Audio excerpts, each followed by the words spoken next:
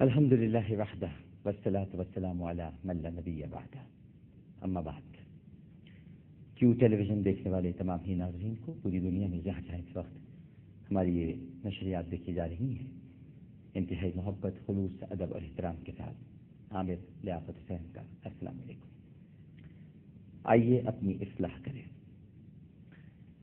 ناظرین اکرام، یہ ایک ایسا پروگرام ہے جس کا ہر لفظ یقیناً میرے لیے بھی ہے اور آپ کے لیے بھی ہے۔ یہ آئیے آپ بھی ہیں، میں بھی ہوں، اپنی آپ بھی ہیں اور میں بھی ہوں۔ اصلاح کی مجھے بھی ضرورت ہے اور یقیناً آپ کو بھی ہے،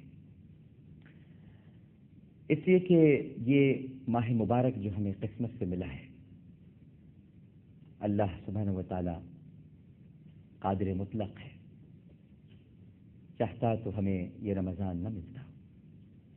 یہ اس کی چاہت ہے کہ ہمیں مبارک ساعتیں مل گئیں، اور ہم ان مبارک ساعتوں میں نہ صرف یہ کہ عبادات کا وہ کیف اور سرور محسوس کر رہے ہیں، بلکہ یقیناً ناظرین کرام کہیں نہ کہیں کوئی نہ کوئی ہم میں کمی ضرور ہے جسے دور کرنے کی کوشش بھی کر رہے ہوں گے، اور اگر نہیں کر رہے ہیں تو ہمیں کرنی چاہیے۔ پتہ نہیں اگلے برس ہمیں رمضان ملے یا نہ ملے۔ جس وقت اللہ سبحانہ و تعالی جنت سے ابلیس کو نکال رہا تھا، ابلیس تو اسے کہہ کر پکارا، اصل تو اس کا نام عزازیل تھا، لیکن نافرمان ہوا تو اللہ تعالیٰ نے اسے ابلیس کہا، اور جب اسے جنت سے نکل جانے کا حکم ہوا، اس پر تھوڑا سا اختلاف ہے، کوئی جنت الماوا کہتا ہے، کوئی جنت عرضی کہتا ہے، لیکن بہرحال وہ جنت تھی۔ اور جب اس سے کہا کہ تو اتر جا، چلا جا، تو پہلے تو اس نے یہ چالاکی کی کہ اللہ سبحانہ و تعالیٰ سے مہلت مانگ لی۔ اللہ سے چالاکی نہیں کی، یہ اس کی چالاکی تھی۔ اللہ سبحانہ و تعالیٰ تو علیم، خبیر، بصیر ہے، وہ جانتا ہے کہ وہ ابلیس کیا کرنے والا ہے، تو یہ چالاکی کا لفظ میں ابلیس کے لیے استعمال کر رہا ہوں۔ ظاہر ہے کہ خدا سے کوئی چالاکی نہیں کر سکتا، اللہ سے کوئی بھی چالاکی نہیں کر سکتا۔ کہاں تک آپ بھاگیں گے اس کی سلطنت میں، کہاں تک چھپیں گے؟ ایک نہ ایک دن تو اس کی بارگاہ میں کھڑا ہونا ہے۔ جواب دہی کا احساس جو کہ ہم سب کے دلوں سے جاتا رہا ہے، بہرحال کھڑا تو ہونا ہے۔ آپ جواب نہیں دیں گے نہ صحیح، آپ کے اعضاء جواب دیں گے، آپ کے ہاتھ بولیں گے، آپ کی آنکھیں کلام کریں گی، آپ کے پیروں سے آواز آئے گی، آپ کے رخسار چیخ پڑیں گے، آپ کی زبان خود بخود ان گناہوں کا اقرار کرے گی جنہیں آپ اس وقت اظہار کی دائرہ کار میں نہیں سمجھتے۔ لہذا اس نے اللہ سے مہلت مانگی کہ اے اللہ، مجھے قیامت تک کے لیے زندگی عطا فرما دے، اور قیامت تک مجھے موت نہ آئے۔ چنانچہ اللہ تعالیٰ نے اسے مہلت دی، مہلت اس کو دے دی۔ جب اس کو مہلت مل گئی تو پھر اس نے کہا کہ میں آپ کی مخلوق کو گمراہ کروں گا۔ اے اللہ، تیری مخلوق کو میں بھٹکاؤں گا، بہکاؤں گا، اور کہنے لگا کہ میں انسان کو گمراہ کرنے کے لیے اس کے آگے سے، اس کے پیچھے سے، اس کے دائیں سے، اس کے بائیں سے، ہر طرف سے آؤں گا، چاروں طرف سے انسان پر حملہ کروں گا، اور آپ اکثر یعنی ان بندوں کو شکر گزار نہیں پائیں گے، وہ ناشکرے ہوں گے اور آپ کے احکام کی تعمیل نہیں کریں گے۔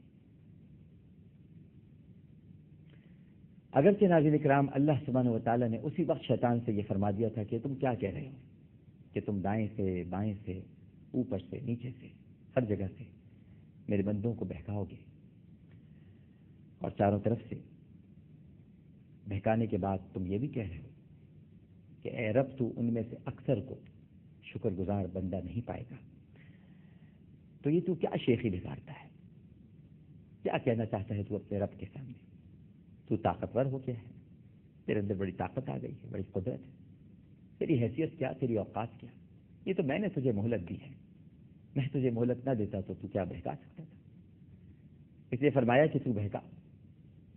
قسم ہے مجھے اپنی عزت اور جلال کی، جو تیرے راستے پہ چلے گا ان سے میں جہنم کو بھر دوں گا، اور قسم ہے مجھے اپنی عزت اور جلال کی، جس نے تقوی اختیار کیا، جس نے تیرے راستے پر چلنے سے گریز کیا، اسے جنت کے باغوں میں جگہ دوں گا۔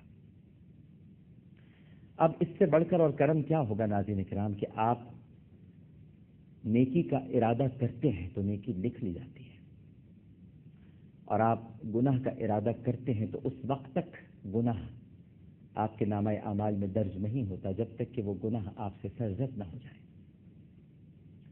جبکہ ابھی تک آپ نے نیکی کی نہیں ہے۔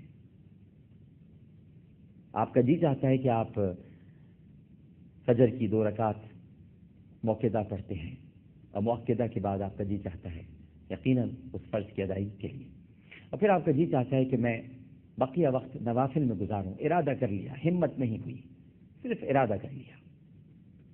میں تو کہتا ہوں اسے ارادے کا بھی ثواب ملے گا۔ ارادہ کیا تو میرے بندے نے، اسے معلوم تو ہے کہ اس کا کوئی رب ہے جو اس پر انعامات کی بارش کرتا ہے، اکرامات کے لیے منتظر ہے کہ اس کے بندے اس کی طرف آئیں تو صحیح، پکارے تو صحیح۔ یہ جو گمراہ ہو گئے ہیں، بھٹک گئے ہیں، راہوں سے کہیں ادھر ادھر جدا ہو گئے ہیں، یہ بندے آ تو جائیں، مجھے پکاریں۔ ادعونی استجب لکم اجیب الدعوۃ الداعی اذا دعان، مجھے پکارو میرے بندو، میں تمہاری پکار سنتا ہوں۔ لیکن ہمارا جو نفس ہے ناظرین کرام، یہ اتنا پراگندہ ہو چکا ہے، اس میں دنیا پرستی کی اتنی غلیظ اور دبیز تہے چڑھ گئی ہے کہ پرت در پرت کھریچتے چلے جائیں، اکھاڑتے چلے جائیں، لیکن غلاظت دور نہیں ہوتی۔ ہم اتنے لتھڑ گئے ہیں اپنے دنیاوی معاملات میں، اتنے سنے ہوئے ہیں پبلک ریلیشننگ میں کہ ہم نے جس کے ساتھ ریلیشن قائم کرنا تھا وہ ریلیشن ہم نے بنا دیا۔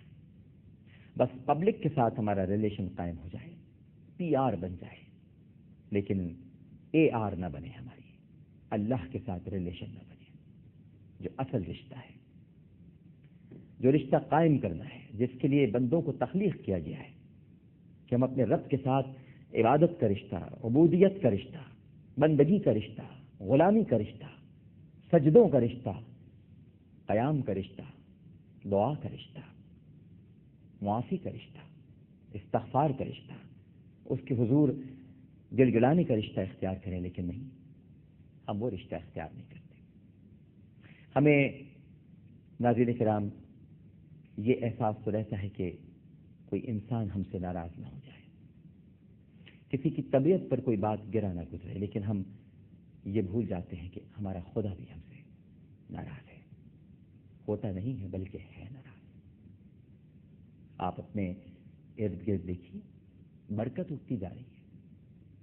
میں یہ نہیں کہتا کہ آپ کے پاس کھانے کو کچھ نہیں ہے، کھانے کو ہوگا، لیکن بھوک نہیں مٹتی۔ میں یہ نہیں کہتا کہ آپ کے پاس اولاد نہیں ہے، اولاد ہوگی، فرما بردار نہیں ہے۔ میں یہ نہیں کہتا کہ آپ کے پاس ماں باپ نہیں ہوں گے، ماں باپ ہیں، دعائیں نہیں ملتی۔ میں یہ بھی نہیں کہتا کہ آپ کے پاس گھر نہیں ہوگا، گھر ہے، لیکن وہ مکان بنا ہوا ہے۔ اور میں یہ بھی نہیں کہتا کہ آپ جو سانسیں لے رہے ہیں وہ سانسیں شاید آپ مستعار کردہ ہیں، فیک ہیں، یا شاید کسی آکسیجن سلنڈر سے لے رہے ہیں۔ آپ سانسیں بھی بالکل پیور لے رہے ہیں، لیکن ہر سانس گزرتے وقت کے ساتھ ساتھ گناہ کی آلودگی کے ذرات آپ کے وجود میں داخل کرتی ہیں۔